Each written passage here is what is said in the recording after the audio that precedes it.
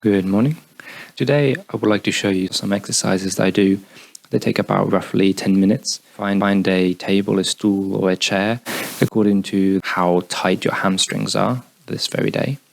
And by placing the right heel onto the stool, you're going to press into your left foot, engaging the arch, rolling the hips down, and close your eyes here to really deepen the connection within your internal landscape. These are also really good stretches to practice Vriksasana, tree pose.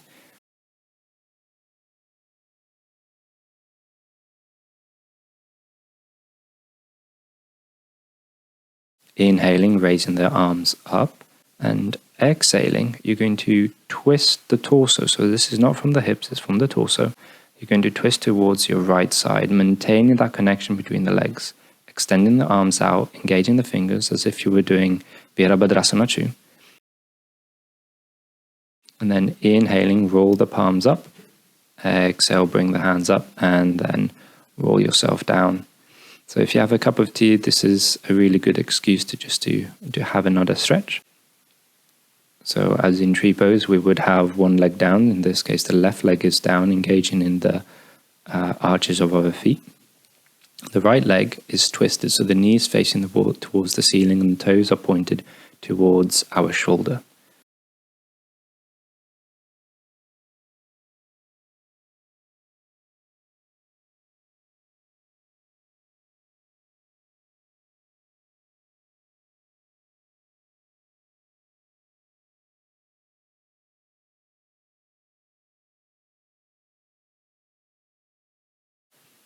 Inhale to raise the left arm up.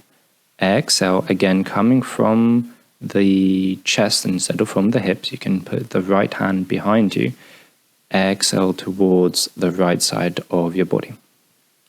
The idea is that you're going to connect the hand to your foot, so creating that arch with the body. Inhale to come back up. Exhale, bring the hips forward and bring your feet back. Find here a table, or again, you could use the back of a chair as long as it's stable, because if not, it might flip back. And you're going to practice coming down into Uttanasana.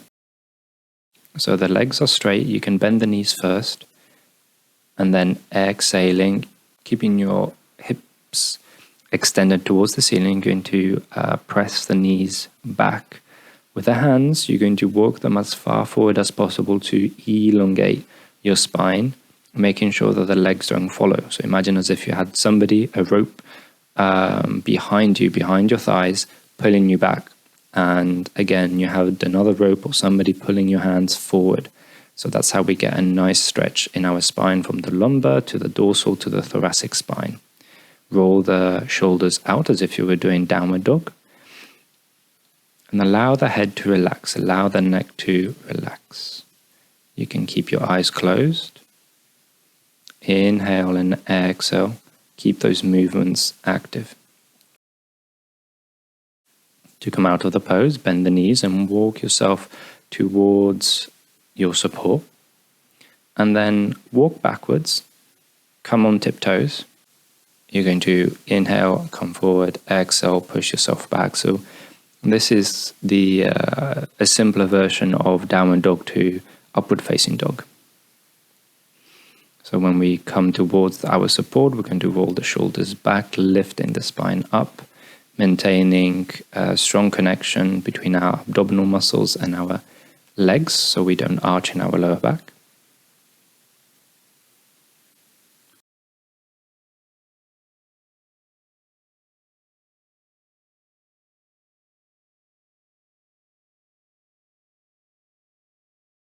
Then walking the feet, as we did previously, towards our support to come out of the pose. We're going to go back to our initial pose and we're going to swap legs. So left leg comes onto your support, again according to the height that you established. You're going to place the heel on the very edge, pulling the toes towards your nose. So you'll feel a really good extension in your calf muscles. And also by pressing the back heel of your right foot down, and extending the flesh of your knee, you'll feel a good connection in the quads.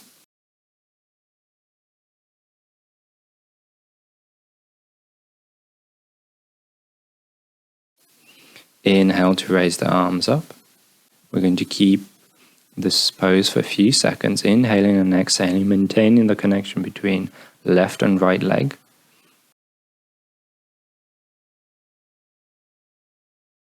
And then exhaling, we're going to twist our body towards the left. Again here, the arms are like Virabhadrasana, so warrior arms.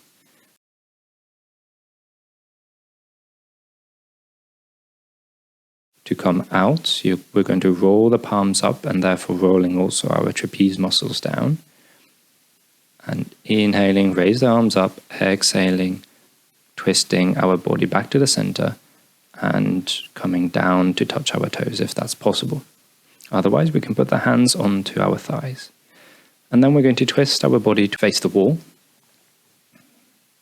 In this case, I'm going to face you to give you an idea of how the lower back is going to look like. Use the hand on our back to make sure that the hips are not shooting behind us and our back is not arching to compensate for this movement. So the idea, it's better to do less, but to target the right muscles rather than to do more, but allow part of our flexibility to do the job for us.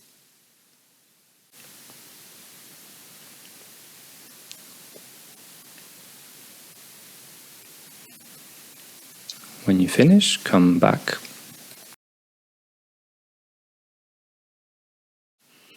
Having extended and supported our lower back, we can do supported tree pose. So grab a chair, place it in front of you, making sure that the handle of the chair is directly in front of your hips. Remember that the hips are directly facing forward.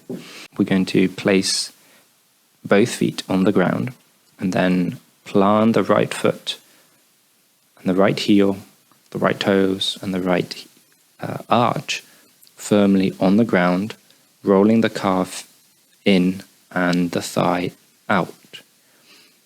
The left leg, on the other hand, is going to do the similar action of where the knee is facing up towards the ceiling, and therefore we're going to roll the left thigh and the left hip down towards the back of us.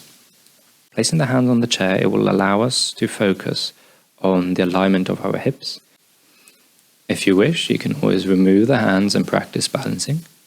Remember to press the left foot into the thigh and the right thigh pressing the left foot away. And that creates the stability, the balance that you need. So it's that gripping sensation that you'll have that allows you to stand up, to relax the shoulders, to relax your neck. Exhaling, we're going to bring the right foot down. I'm going to do the same movement with the left foot. Inhaling, we're going to raise the left foot into our inner thigh, making sure that the hips are squared. So if we need to adjust the chair to match our hip location, let's do that. Now, the reason why I stress on the alignment is not because I think it's important to have a pose that matches a photograph. Rather, the alignment allows us to access specific muscles to release parts of tension in our body. So by having the support, it allows us to focus on those tensions and slowly release them as we connect with them through our breath and through our movements. So with our hands there, we can forget about balance and we can concentrate on our internal motion.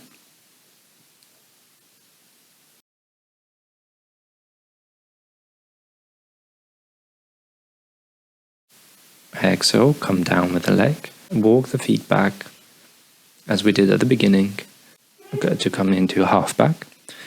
And slowly we're going to use the handles or the support that we're using to walk the hands all the way down towards the floor into forward fold. The nice thing about doing this is that it allows the back to slowly lengthen and for the hips to keep that extension at the back of our legs.